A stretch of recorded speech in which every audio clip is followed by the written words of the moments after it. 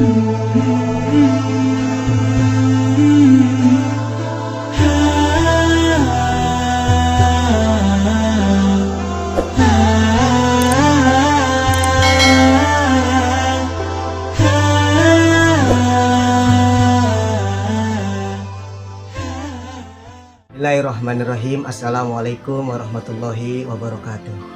Bismillah, alhamdulillah, alhamdulillahilladzi amarna wa aujabana fil ibadah.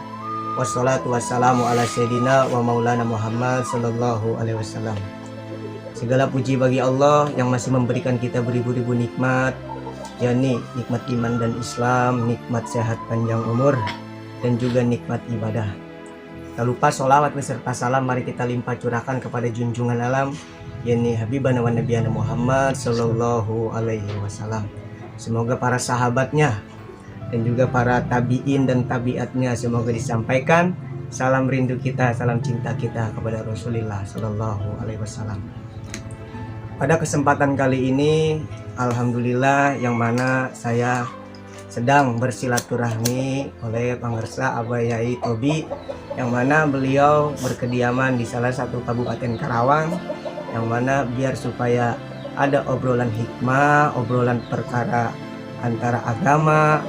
Alangkah baiknya jika kita ada edukasi buat wabil khusus terkhusus jamaah 313 Asmaul Husna dimanapun berada.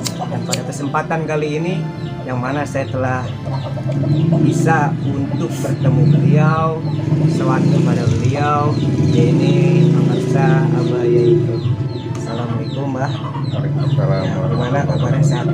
Alhamdulillah bil khair. Nah, ini ada permintaan dari beberapa subscriber saya yang mana katanya ingin kenal juga tentang dasarnya biografinya Majlis Al-Misra, yang kalau saya Al-Misra 165. Nah, di balik nama itu, biografinya itu ya seperti apa gitu, bahkan saya kan ya kurang tahu, dan juga Abah pemimpinnya langsung, pembinanya langsung, biar supaya bisa menjadi edukasi buat wabil khusus kaum muslimin wal muslimat, terkhusus jamaah subscriber saya, biar supaya bisa menjadi pembelajaran ilmu agama. Ayo silakan, Bah, bagaimana tentang majlisnya? Langsung ke inti untuk mempersingkat waktu. Kenapa rencana bikin majlis namanya Al-Misra? Itu pengambilan dari nama orang tua. Kebetulan nama orang tua saya, orang tua dari orang tua berarti kakek kan, banyak itu Misra. Dulu alhamdulillah kakek itu dekat sama para ulama, salah satunya yaitu ulama karismatik dari Karawang, namanya Mbah Haji Ismail. Mbah Haji Ismail itu sejaman sama Mama Sempur Purwakarta, sama Mama Tubagus Bon yang dari Rangdu. Alhamdulillah beliau dekat para ulama, dan pernah ada ucap kata ulama-ulama tersebut, orang tua nanti kalau punya anak cucu minimal ada yang bangun majelis atau pesantren gitu. Jadi udahlah, dari situ saya ambil nama Al-Misra untuk tabarukan dan menyambungkan sanad keilmuan kakek saya juga. Intinya supaya nyambung sama dia, luar biasa segi nasab. Mungkin segitu kalau dari alma mater nama. Dari masalah nama tuh ya, Iya. dari Majlis Al-Misra. Alhamdulillah, ini para saudaraku kalian semuanya, beliau ini saya ingin silaturahmi, dan beliau di kesempatan pada kali ini kita bisa ngobrol bareng dengan beliau, bisa bersilaturahmi dengan beliau, yang mana kita menimba ilmunya beliau dari perjalanannya. Karena apapun bentuk hijrah, ketika kita tidak niat, tidak diniatkan, itu tidak berarti apa-apa. Betul, betul. Untuk para bukan pemula,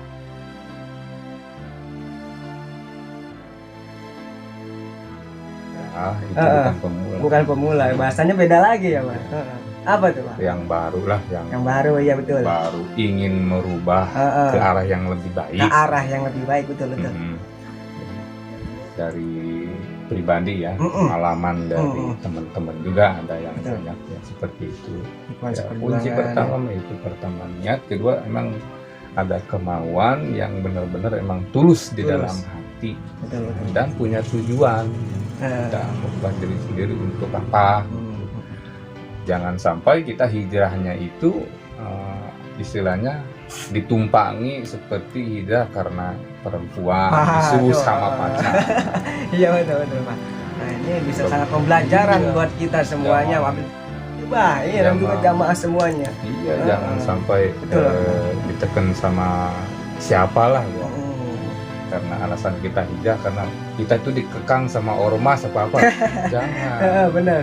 Hijrah yang mutlak itu timbul dari hati nurani. Nah itu baru bisa dikatakan di situ taufik sama hidayah itu berjalan di hati kita. Berarti Allah itu sayang kepada kita. Kesadaran untuk bertaubat itu mungkin untuk pembahasan hijrah itu ya betul hijrah Pak. Ini sangat luar biasa para saudaraku semuanya. Kita kalau sekarang saya ada Abaya Togi juga, jadi insya Allah apa yang disampaikan itu bisa bermanfaat wabil khusus buat diri saya sendiri dan juga kaum muslimin wal muslimat yang sedang menyaksikan juga. Dan juga ini saya itu sedang di Kabupaten Karawang, yang mana itu Karawang itu sebenarnya Sunda ya Pak ya, bahasanya iya. Karena emang saya mah kurang ngerti bahasa Sunda, beliau juga bahasanya Indonesia ini sangat luar biasa nih Abah Yai ini. Jadi beliau ini sangat mengayomi kepada mau yang tua yang muda, beliau sangat luar biasa keilmuannya karena beliau juga ya salah satu sosok seorang ulama dari tanah Karawang, yang mana kan kalau saya mau Bekasi, beliau mah Karawang. Saya kontak beliau Pak apa sibuk atau tidak, tapi alhamdulillah kesempatan pada kali ini saya diizinkan berkat ridhonya Allah mungkin saya jadi bisa bertemu dengan beliau dan bisa membuat konten seperti ini. Tujuannya untuk apa? Tujuannya hanya untuk membagi ilmu agama dan seperti itu. Dan juga apa? Syiar supaya apa? Saudara-saudaraku dimanapun berada, namanya kan ketika misalkan dia datang, mungkin kan secara jauh kan itu nggak bisa ya Bah. Jadi mungkin adanya media YouTube seperti ini bisa bermuhazah juga lewat dari jarak jauh apa-apa begitu Bah. Jadi ya alhamdulillah Bah, saya sangat terima kasih nih Bah, Abah bisa ada waktunya, menyempatkan waktunya untuk bisa edukasi, menyampaikan ilmu-ilmu yang sangat-sangat luar biasa seperti ini. Dan sangat alhamdulillah. Jadi yang poin pertama yang tadi itu ya kita ada ilmu tentang hijrah juga. Yang poin tadi apa? Niat ya Pak ya. Yang pertama itu niat. Berarti saudara-saudaraku semua ketika hijrah maupun kita latar belakangnya apa, maupun dulu kita ya kurang baik, mabuk atau apa ya itu Pak ya, maaf ya Pak Isya katanya itu tidak jadi masalah, yang penting orang itu mau bertaruhan kepada Allah ya Pak ya. Begitu ya. Dan mobil khusus beliau ini kalau boleh tahu udah waktu menimba ilmu pesantren itu berapa tahun itu Abang? Ya kalau enggak salah dihitung-hitung sama pulang sama tidur sama sakit ya paling 17 tahunan lah. Masya Allah luar biasa, sangat luar biasa 17 tahun. Nah kan kalau orang-orang Karang Bah baru 17 tahun istiqomah baru setahun di antak kan gitu ya. Antak kan gitu Bah. Ini kenapa? Nanya seperti itu biar supaya bisa menjadi edukasi penyemangat juga buat kita. Waduh lucunya yang orang-orang gitu. Tapi ya kalau kita cinta kepada ulama, cinta kepada para habaib, niscaya kita juga akan kecipratan barokah dari ulama tersebut seperti itu. Dan juga yang mana karena apalagi kita sowan kepada sosok seorang ulama, kiai, jangankan sosok seorang ulama ya Pak, kalau kita silaturahmi kepada teman aja yaitu barokah ya Pak ya, apalagi ketika kita sowan kepada ulama itu kiai sangat luar biasa. Dan misalkan tuh orang yang istiqomahnya itu bagus, manfaatan dari istiqomah itu ya seperti apa gitu loh Pak. Ini buat edukasi juga buat para jamaah di luar sana tentang istiqomah tuh Bang. Barang siapa orang yang tentang istiqomah. Mungkin untuk istiqomah kita ambil istiqomah itu dari bahasa Arab. bahasa Arab ya. Bisa kita artikan dalam berbagai segi artian ya. Istiqomah bisa kita artikan berdiam diri Berdiam diri ya. ya, untuk penjelasan dari gramatika bahasa Indonesia yang Iya, umum. Betul. Kalau untuk istiqomah dalam istilah fikih ada lagi. Kalau dalam kita kan tahunya istiqomah itu kita punya majelis, kita berdiam diri, kita berzikir, banyak tamu, udah kayak gitu doang kan. Ya setahu orang-orang biasa gitu kan. Padahal hakikat istiqomah itu ketika kita sudah istilahnya bisa melaksanakan sesuatu hal yang baik yang bisa mendekatkan kita kepada Allah, di situ kita konsisten ya. Itu baru dikatakan bisa disebut istiqomah juga. Kita konsisten kepada diri kita kepada tujuan kita. Istiqomahnya ya tentunya dalam hal positif lah ya, Pak. Hal positif, hal yang bernafaskan ibadah lah. Ibadah mungkin ya. bisa diartikan seperti itu, istiqomah sesungguhnya. Sangat luar biasa saudaraku tentang penjelasan dari beliau ini, sosok seorang ulama. Bahkan waktu dulu tuh waktu saya pernah ngaji tuh mondok di pesantren Pengendok, karena saya memang kurang lulus ya, beliau ini emang ngajar saya. Beliau ya barang siapa kan orang yang mengajarkan itu satu huruf maka beliau itu adalah gurunya, berarti beliau juga sama juga guru saya. Itu waktu dulu waktu saya di Babakan Loa ya Bah, kalau nggak salah ya Bah. Tapi saya mah ya namanya ya kalau kata orang tahu bahasa juga lupa Bah. Kan 2008 Bah. Iya, 2009 kan. Itu saya bahkan diri saya ingin banget silaturahmi dan juga ingin buat seperti ini agar apa, biar supaya bisa menjadi edukasi juga. Mumpung saya sedang silaturahmi ke rumah Abah Yai nih, jadi seperti itu saudara. Jadi biar supaya ada nilai-nilai ibadahnya, obrolan-obrolan perkara agama juga, yang mana perkara agama ini biar tahu juga biografi tadi Majlis Al Misra ya Bah, 165. Jadi itu dari orang tua ya Bah, nama orang tua ya. Orang tua sangat luar biasa seperti itu. Jadi itu abahnya itu beliau itu dari Karawang itu seperti itu saudara. Dan yang mana kan apalagi tuh ya sekarang itu PPKM apa semua itu jadi ribet gitu loh Bah. Ribet, terus kan ekonomi juga ini barangkali ada masukan juga buat Abah, orang yang ketika terhimpit dalam dunianya, dalam rezekinya, apakah ada buat tambahan ilmu buat sedulur-sedulur saudara yang sedang menyaksikan, biar supaya keimanan dan ketauhidannya lebih cinta lagi ketika rezekinya sedang terhimpit gitu Bah. Monggo Bah. Masalah PPKM. Iya, masalah PPKM Bah, monggo Bah.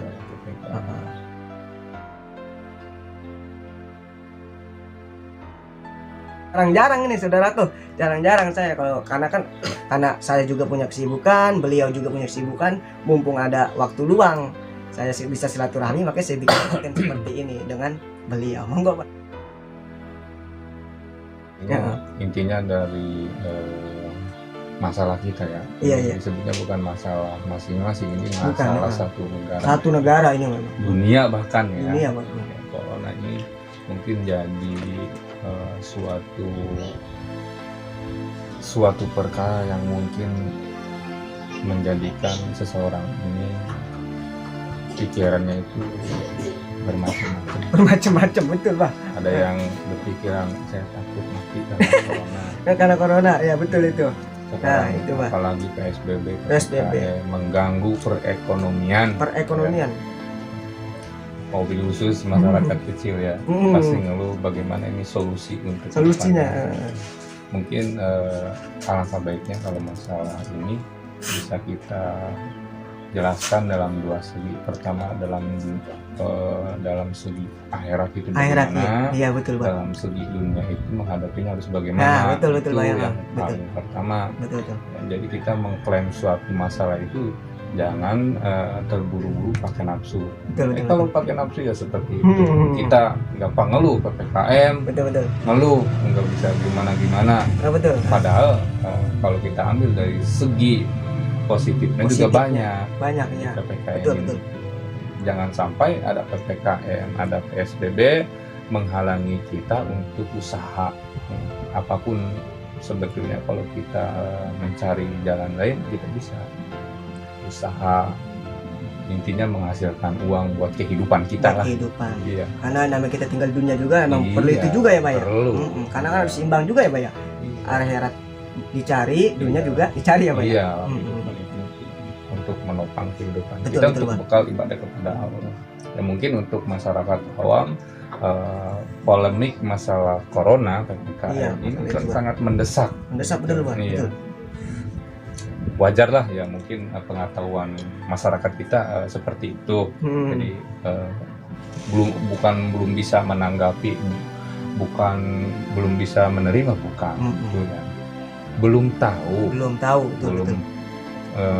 paham apa itu corona. Sebetulnya kita harus pintar-pintar mencari hikmah dari Cari hikmah. Balik corona juga pasti ada hikmahnya ya Pak. Ya, kalau kita bingung, kita nanya kepada orang-orang yang mengerti tentang hal tersebut. Pokoknya apapun masalahnya, saya doakan ya masyarakat Indonesia khususnya ya, Khususnya Indonesia ya Pak. mudah-mudahan dari masalah corona ini kita bisa banyak mendekatkan diri kepada Allah, Betul, betul, betul. tidak mengganggu usaha kita. Udahlah, masalah corona ya corona. Corona aja ya Pak. Betul, betul Pak. Itu dulu. Itu sangat luar biasa, tambah ilmu lagi tentang kita. Karena ini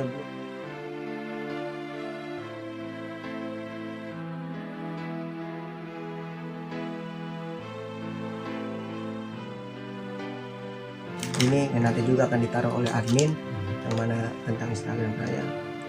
Coba. Jadi nanti akan kita lanjutkan tentang pembahasan. Jadi ya mumpung kita sedang silaturahmi oleh beliau, saya diberikan waktunya dan juga Abah bisa edukasi juga di YouTube juga biar supaya semua halayak, wabil khususnya Jamaah 313 Asmaul Husna juga ya jadi nambah-nambah ilmu nih Bah. Sangat luar biasa nih, jadi nambah-nambah ilmu juga yang mana sangat ya, namanya adanya media ini ya kita manfaatkan untuk ya tujuannya yang tadi yang Abah bilang juga tuh, sama tuh, untuk siar agama Allah seperti itu saudara. Menambah pengetahuan, Dan berbagi pengalaman. Betul, apalagi ya Bah zaman sekarang itu ya contoh yang ulama-ulama sepuh kita tuh kayak Abah Uci ya Bah ya, itu beliau telah meninggal, itu paku-paku ulama Allah itu wah udah pada enggak tuh Bah ya. Aduh, ini wabil khusus nih, barangkali ada pesan juga moral buat apalagi kan kita udah khotaman nabiin ya, nabi terakhir gitu loh Bah. Apakah ada pesan buat hidup di akhir zaman itu apa yang harus kita tambah kuatkan seperti itu Bah, barangkali ya mumpung kita lagi sedang sowan ke beliau ya biar menambah-nambah ilmu juga. Ada ilmu dari beliau juga dari saya, wah sangat luar biasa ini ya Bah. Monggo apa ada pesan-pesan buat kita menghadapi kehidupan di akhir zaman ini. Yuk monggo Bah. Untuk generasi muda, Generasi muda mau tua itu luar biasa itu. Bah, monggo. untuk generasi muda saya sarankan, bukan sarankan ya, belum pantas menyarankan, masukkanlah ya. Untuk generasi muda, masukan kita harus tetap semangat untuk mencari ilmu, itu paling utama itu. Betul Pak. Ya, karena dengan ilmu kita bisa tahu, dengan kita tahu kita bisa berbuat banyak tentang hal-hal yang positif. Intinya inti dari semua itu kita tetap harus menjaga agama ini dengan cara menuntut ilmu, kajian di situ kunci pertama udah. Ya. Karena dari situ tuh, dari nuntut ilmu sumber dari segala hal. Itu baik ilmu agama ataupun ilmu dunia itu penting semua, intinya itu ya, jangan malas-malasan, tetap kita semangat menuntut ilmu dimanapun kita berada, kita harus menuntut ilmu. Adapun pengalaman dari hasil menuntut Iya, ilmu pasti Bang. kita akan mengetahui, karena Betul, betul. saya tidak bisa menceritakan Betul, seseorang itu punya pengalaman